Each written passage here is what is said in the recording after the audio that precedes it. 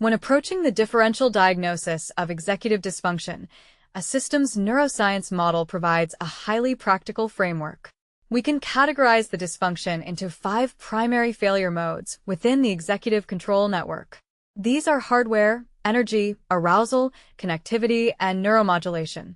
Always remember to consider all these factors within the context of the whole clinical picture. The first failure mode is hardware. This refers to the structural integrity of neurons, synapses, and brain tissue, which provide the anatomical substrate for cognition. The primary mechanism here involves tissue destruction, neuronal loss, developmental malformations, or mass effects.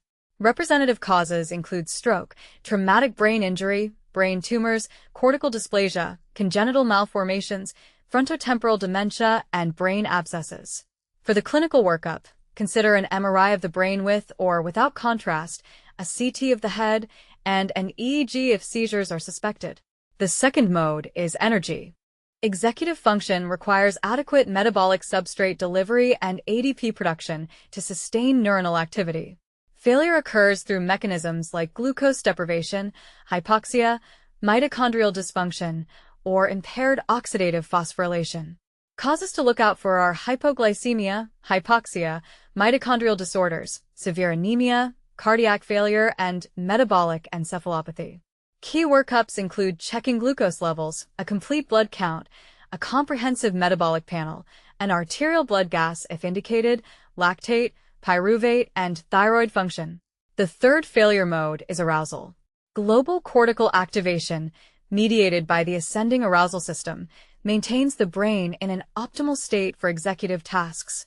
Dysfunction arises from issues in the reticular activating system, hypothalamic arousal systems, or from excessive central nervous system depression. Common causes are sleep deprivation, obstructive sleep apnea, narcolepsy, the use of sedatives, opioids, or alcohol, as well as delirium and brainstem lesions.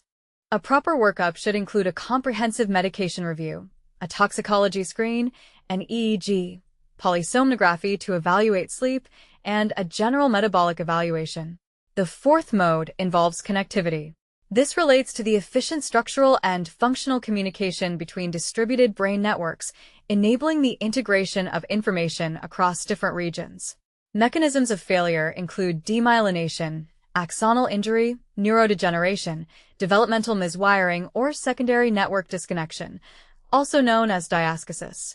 Representative causes include multiple sclerosis, diffuse axonal injury, cerebral small vessel disease, leukodystrophies, agenesis of the corpus callosum, and Alzheimer's disease.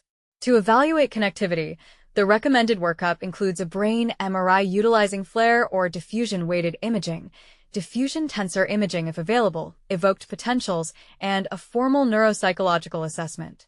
The final failure mode is neuromodulation. This involves the regulation of network gain, the signal-to-noise ratio, and synaptic plasticity by neuromodulatory systems such as dopamine, noradrenaline, acetylcholine, histamine, serotonin, and orexin. These systems tune executive networks to meet task demands.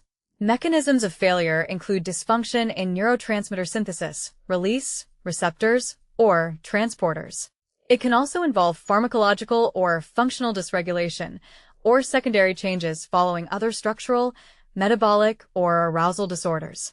Causes include ADHD, Parkinson's disease, medication effects from stimulants, antipsychotics or antihistamines, anti-NMDA receptor encephalitis, Wilson disease, chronic stress, and functional psychiatric disorders.